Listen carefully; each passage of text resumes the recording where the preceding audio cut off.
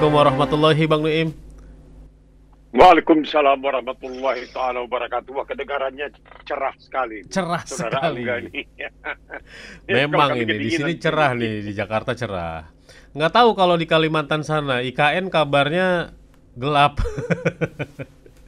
Bang Iya, Nuim, itu ada masalah katanya. ada Iya, ada masalah. yang bilang ada masalah katanya.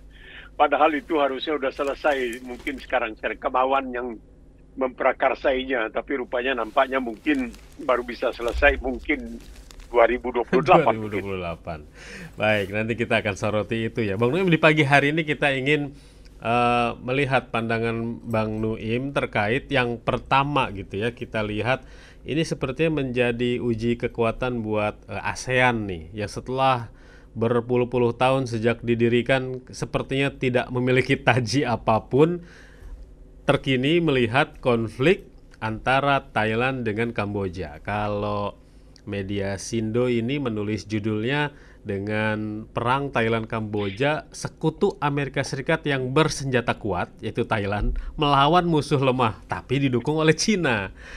Walaupun sudah ada kesepakatan mereka akan melakukan pembicaraan untuk gencatan senjata, itu pun karena difasilitasi oleh Donald Trump ya, yang menelpon langsung pimpinan kedua negara. Padahal sebelum Donald Trump turun tangan, Anwar Ibrahim atas nama ASEAN juga mengajak, tapi tidak digubris.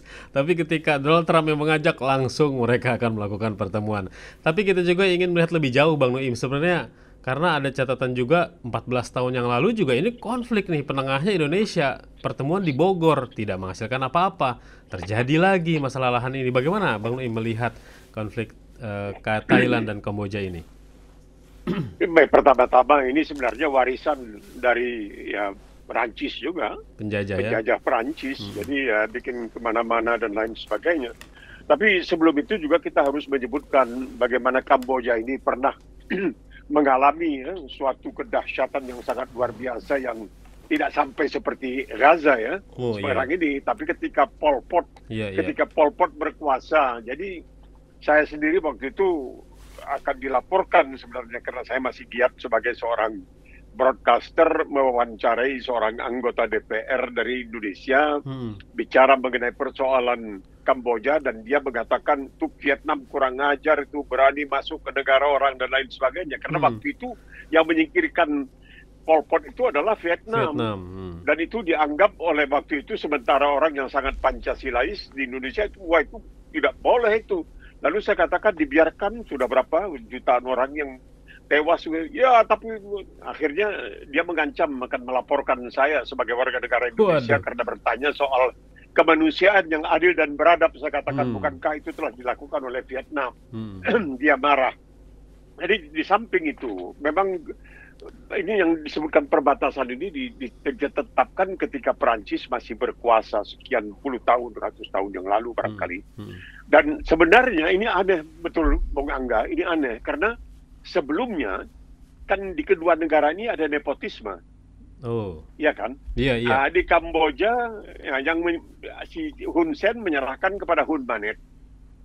Di Thailand itu Thaksin Shinawatra ini kalau tidak salah dia keturunan Tionghoa dari Hakka nih, keturunan Hakka dan kabarnya orang-orang Tionghoa berdarah Hakka ini yang paling hebat itu. Bahkan di Indonesia juga kalau ditelusuri itu yang jadi naga-naga itu adalah orang-orang Tionghoa yang keturunan Hakka itu, iya.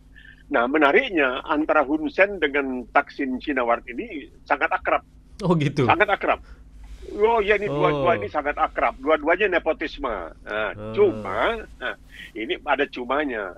Kalau Hun Sen pada tahun 2023 menyerahkan kepada anaknya Humanet, Humanet itu sebenarnya Humanet ini bukan sembarang juga. Pertama dia itu punya S3 dan bukan S3 kaleng-kaleng. Bukan S3 kaleng-kaleng. Ini bukan asli ya. Bukan S3 kan enggak. Ini S3 dari Universitas di Inggris. S2-nya dari Universitas di Amerika. Dia adalah lulusan Point Cook. Ini akademi militer ya kecuali daripada di Amerika, di Inggris ada di Amerika yang terkenal itu adalah Point Cook. Dia lulusan di sana di antara lulusan yang terbaik. Yeah. Jadi walaupun awalnya pangkatnya cuma letnan dan lain sebagainya. Jadi kepada dia diserahkan jabatan itu oleh ayahnya. Nah ini diserahkan kepada orang yang memang punya pendidikan, punya pengetahuan. Kalau tidak mungkin diberikan gelar S3 ya. Ada Tapi nggak kualitas. tahu ya, barangkali bisa saja itu, barangkali ijazahnya barangkali perlu dipertanyakan. Siapa tahu ya, tapi rasanya agak mustahil. Tergantung kampusnya ya. Iya. Nah, jadi antara yang dua ini, antara Hun Sen dengan Thaksin Shinawatra ini sangat akrab. Kita tahu kan, waktu Thaksin melarikan diri dari Thailand, itu dia tinggal di Makedonia. Itu kalau mau potong rumput, mau potong rambut, itu tidak masuk di akal. Mau potong rambut, dia itu terbang ke Hong Kong. Nah, tukang pangkasnya, tukang cukurnya itu diterbangkan dari Thailand ke Hong Kong. Itulah hebatnya orang kaya itu. Kalau sudah kaya itu berlebihan. Dia terbang dari Makedonia, dari Yunani sana ke Hong Kong. Nanti tukang cukur rambutnya diterbangkan dari Thailand, yang dahulu disebutkan Muang Thai, sebelumnya Siam, ke Hong Kong untuk potong rambutnya. Bisa bayangkan.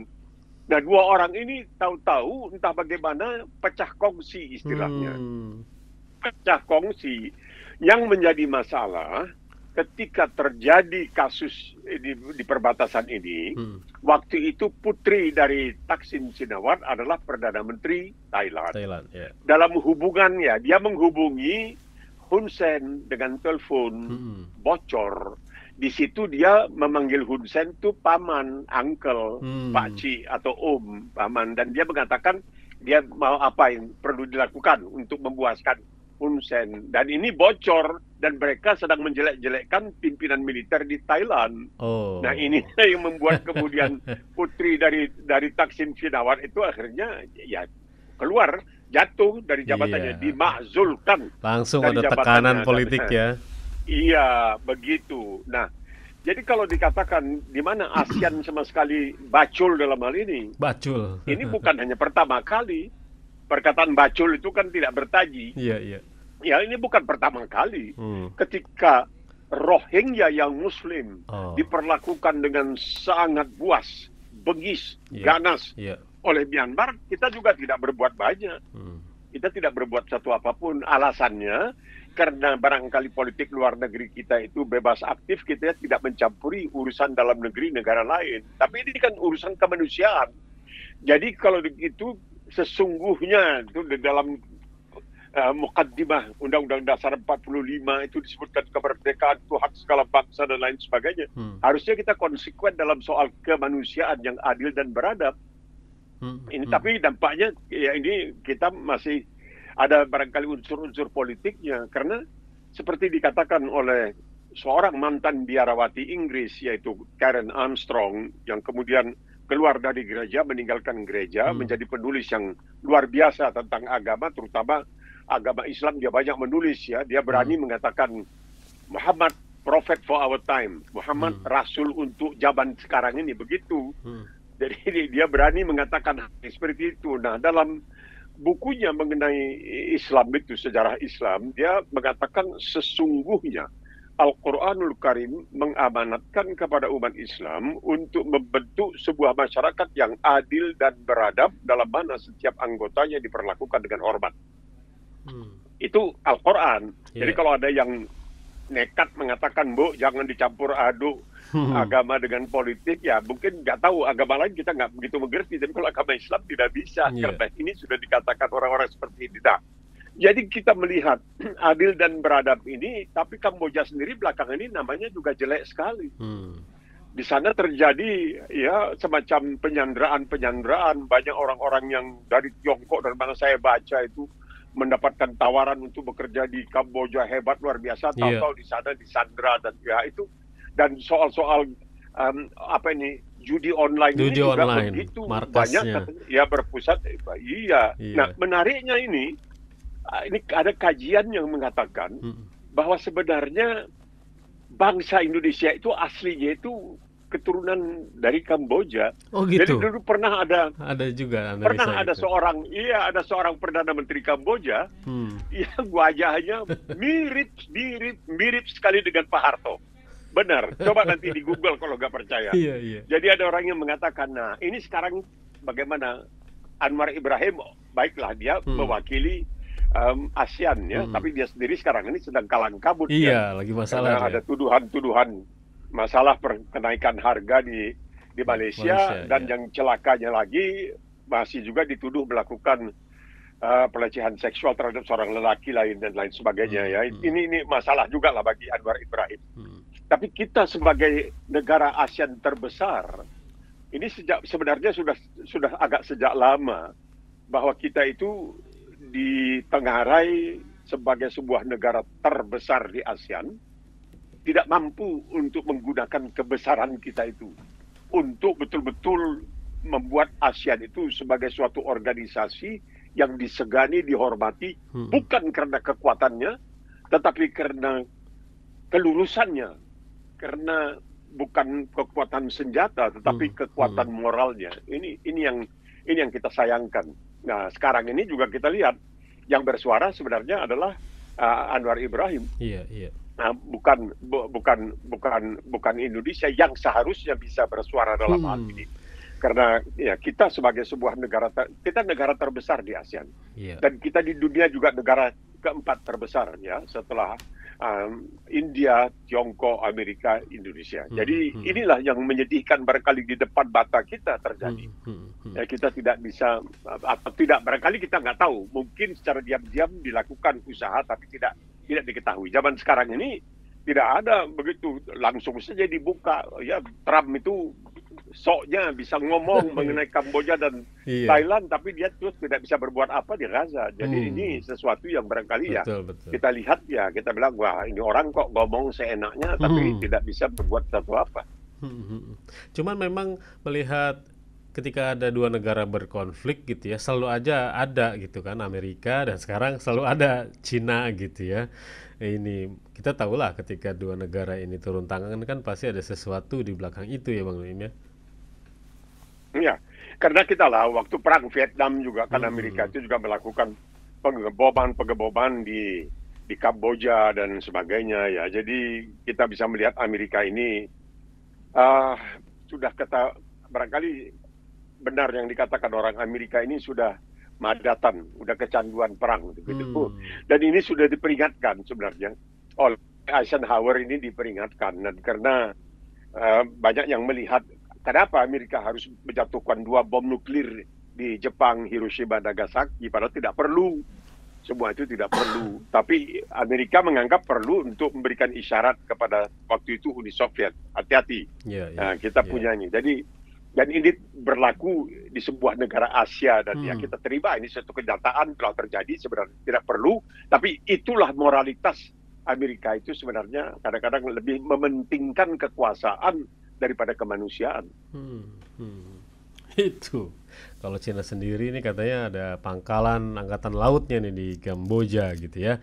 Mungkin ke depan petanya juga akan lebih menarik sebenarnya untuk kawasan ASEAN ya bagi kepentingan dua negara ini. Ya jelas, ini jadi harus barangkali ASEAN yang malu kan, kita punya budaya yang jauh lebih tua dibandingkan dengan Amerika. Amerika kan selalu dibilang ini budaya cowboy dan lain sebagainya. Coba Bung Angga bayangkan ya. Di mana-mana kita lihat orang itu punya 1 pistol, cuman di Amerika pakai 2 pistol. 2 kanan kiri. Iya. Jadi ceritanya sebenarnya kan Amerika itu juga keturunan Eropa kebanyakan. Itu waktu delegasi pertama dari Tiongkok pergi ke Eropa, mereka kaget waktu diundang makan malam. Kok di atas meja itu ada pisau, ada garpu. Ini kok kelihatannya sekarang sangat kasar begitu, sangat bau perang nih. Ada pisau, ada garpu. Sedangkan Tiongkok itu hanya japitan aja. Japitan, makan itu japitan. Kenapa kok di Eropa itu di meja makan itu ada pisau, ada garpu. Ya, mereka lihat ini garpu ini tajam, ini pisau ini. Padahal pisau itu untuk motong daging mereka ya. Tapi mereka tidak melihatnya karena perlambangan dari pisau itu adalah perlambangan militeristik gitu. Jadi Tiongkok sendiri udah, wah ini gawat nih. Halo Bang Nuim. Wah terputus ya sepertinya. Halo. Ya, oh ya. Halo, halo. Ya, sudah nyambung lagi Mungkin Bang ada yang Nuim. nggak mau dengar. Ya, Sudah nyambung lagi. nyambung lagi ya. Ya Iya, itu. iya, iya. Jadi mungkin bagi Tiongkok itu sesuatu yang sangat luar biasa. Kok di meja Hmm, makan ada garpu, ada pisau gitu ya. Begitulah kira-kira barangkali perasaan Asia. Nah sekarang ini yang terjadi di ASEAN ini antara Kamboja dengan Thailand ini itulah sangat merisaukan dan harusnya ada usaha ASEAN dalam hal ini betul, langsung betul, betul. ya ASEAN itu bertindak. Ya, ini kalau terjadi di Uni Eropa kita melihat di Uni Hmm, Eropa itu memang Turki tidak termasuk di dalam Uni Eropa kan karena hmm. Eropa itu pintar ketika dia mau mencari bantuan pertahanan dia ajak Turki masuk ke dalam NATO. Tapi, Tapi ketika Turki mau masuk ke Uni Eropa, karena itu segi ekonomi, oh nggak bisa ini budaya Turki, maksudnya Islam ya, budaya Muslim dan sebagainya. Sehingga hmm, hmm, akhirnya ada orang Turki itu bikin sebenarnya ini humor ya, hmm, lelucon. hmm. Dia bertanya kepada Tuhan, ya Tuhan kapan kami akan menjadi anggota Uni Eropa? Tuhan mengatakan pokoknya tidak dalam jangka hidup aku lah kata Tuhan. Berarti tidak akan mungkin. Tidak akan mungkin ya, saking ya itu dia. Jadi tidak tahu. Ini masalahnya bagaimana persoalan di depan mata kita ini. Dan 2 kali, ini 3 kali. Hmm. Waktu itu Pol Pot tidak berbuat apa. Kemudian Iya, iya, terjadi di iya, Kamboja dengan iya. Rohingya 700.000 umat Islam yang terusir ya. Dikejar-kejar, dirundung, Hmm, dipersekusi, hmm, hmm, dizalimi. Itu hmm, katanya ceritanya. Ini cerita dari bukan sembarangan. Bagaimana seorang anak umur 8-9 tahun hmm, perempuan hmm, diperkosa di depan ibunya, kemudian ibunya di depan anaknya dan sebagainya. hmm, Ya, hmm, tapi apa boleh buat? hmm. Tidak banyak yang bisa berbuat atau mau atau berani berbuat sesuatu. Iya, iya, iya. Baik, Bang Nuim. Dari konflik Thailand dan Kamboja, kita ke Gaza, Bang Nuim. Dalam satu pekan ini, banyak tokoh-tokoh dunia dari kalangan aktor, aktris, sampai ke atlet gitu ya. Ini sudah bersuara. Terbaru nih Lewis Hamilton ya, yang sampai oleh media-media Inggris malah dicecar dia ketika mengatakan bahwa anak-anak itu kelaparan di Gaza. We can no longer stay silent. Dia bilang begitu aja, heboh itu kalangan media gitu ya. Apalagi kalau tokoh-tokoh penting lain gitu ketika mereka langsung menyuarakan lagi starving in Gaza ini sudah sangat-sangat mengkhawatirkan. Bagaimana Bang Nuim melihat respon-respon tokoh-tokoh ataupun rakyat sendiri ataupun pemimpin-pemimpin dunia Islam yang malah sebaliknya diam? Ya, mereka kan mesti was-was kan. Hmm. Sebab ini ada kesaktian yang tidak bisa dengan sembarangan dilanggar karena mereka harus berhadapan nanti bukan hanya dengan Israel, Hmm. tapi juga dengan Amerika. Hmm. Jadi menarik sebenarnya ada seorang wakil rakyat di Amerika. Hmm. Dia keturunan Yahudi Iya. bernama Bernie Sanders dan dia pernah mencalonkan diri itu untuk menjadi calon presiden Amerika, tapi tentu kalah. Hmm. Hmm. Karena dia mengatakan kalau saya menjadi presiden Amerika, kalau Israel bikin salah saya tegur. Iya, Bukan iya. saya terus berikan dia bala bantuan dalam bentuk senjata-senjata pemungkas yang sangat luar biasa yang Hmm. tidak wajar dipakai untuk manusia. Karena keadaan di Gaza sekarang ini mereka mengatakan bukan hanya pembombardiran ya, tetapi juga air pun menjadi musuh, bisa menewaskan. Nah, Hmm. begitu parahnya karena Hmm. itu sarana desalinisasi yang air laut dijadikan air tawar itu juga sudah tidak lagi bisa diandalkan dan lain sebagainya. Jadi keadaan di sana itu memang bahkan terhadap binatang pun Hmm. kita tidak boleh melakukan hal seperti itu. Jadi kita ingat bagaimana seorang anak ditegur oleh ibunya ketika dia sedang mengasah pisau di depan ayam yang akan disembelihnya. Hmm. Sang ibu mengatakan kau akan masuk neraka. Ya, Hmm. kenapa Bu? Masa iya, kau mengasah pisau di depan ayam. Hmm. Kamu menakut-nakuti ayam yang akan disembelih saja itu konsekuensinya itu bisa masuk neraka. Hmm. Hmm. Bahwa ada seorang perempuan selama hidupnya tidak pernah berbuat pahala, tidak pernah beribadah. Pokoknya hidupnya itu terus-terusan dalam tanda kutip ya, dalam kegelapan. Jadi pada suatu kali dia sedang berjalan di padang pasir, dia haus, dia turun. Itu padang pasir itu kalau kita lihat telaganya itu dalamnya luar biasa karena air baru ada setelah sekian puluh meter. Dengan susah payah dia turun untuk minum. Setelah minum dia naik ke atas, dia lihat seekor anjing yang istilahnya lidahnya terjulur sehingga hampir menyentuh pasir. Saking hausnya. Iya. Iba hatinya.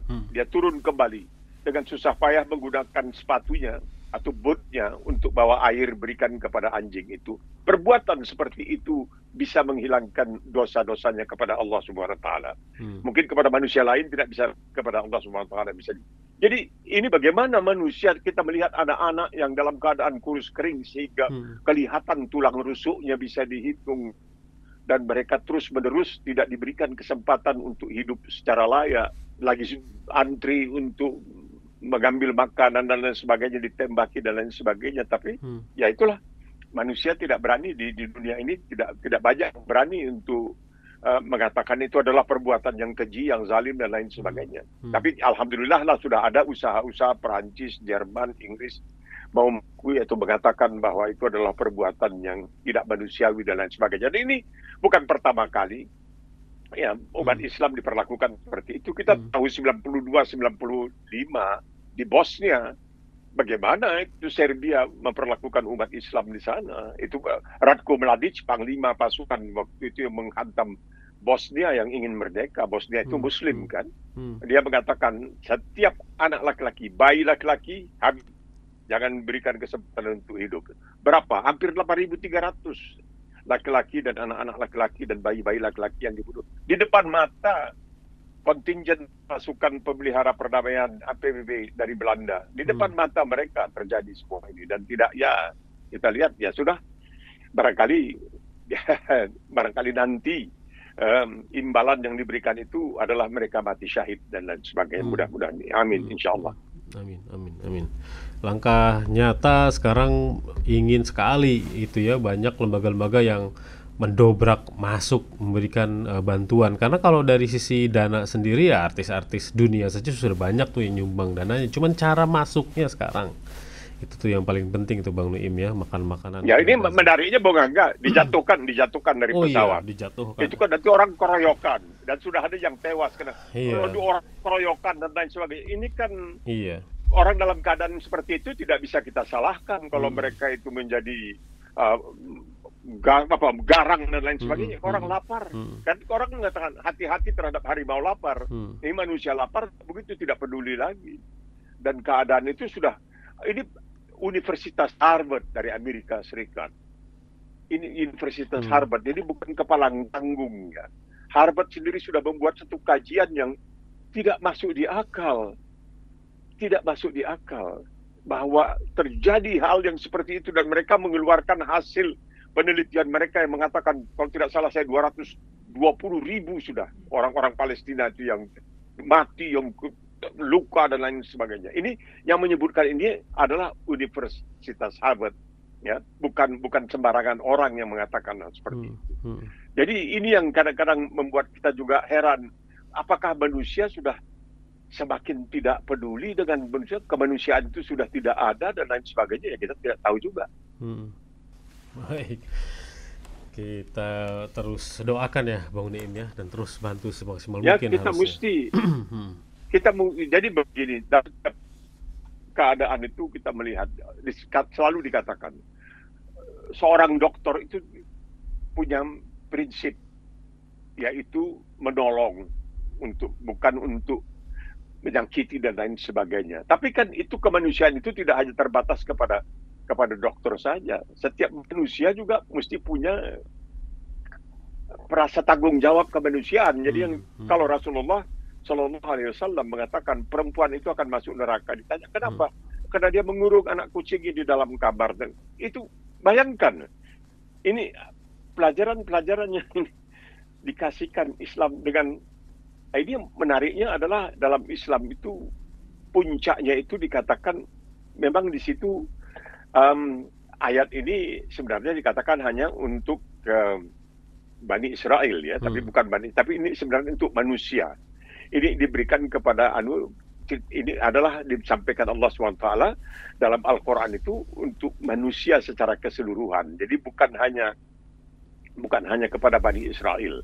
Jadi dikatakan bahwa kami telah membuat dalam kitab kami berjanji kepada Bani Israel Man qatala nafs bighairi nafsin, barang siapa menewaskan satu nyawa atau menghilangkan satu nyawa tanpa ada sebab musabab, tanpa bisa dibenarkan, bukan karena orang itu melakukan misalnya pembunuhan, bukan karena orang itu melakukan kerusakan di permukaan bumi dan lain sebagainya, tetapi dengan seenaknya saja nyawa itu dihilangkan, ya dicabut begitu saja, maka itu seakan-akan seperti dia menghilangkan nyawa seluruh umat manusia. Bayangkan, man qatala nafs bighairi nafsin aw fasadin fil ard faka'annama qatala an-nas jami'an wa man ahyaha faka'annama ahya an-nas jami'an. Jadi barang siapa yang menghilangkan satu nyawa itu seakan-akan menghilangkan nyawa seluruh umat manusia.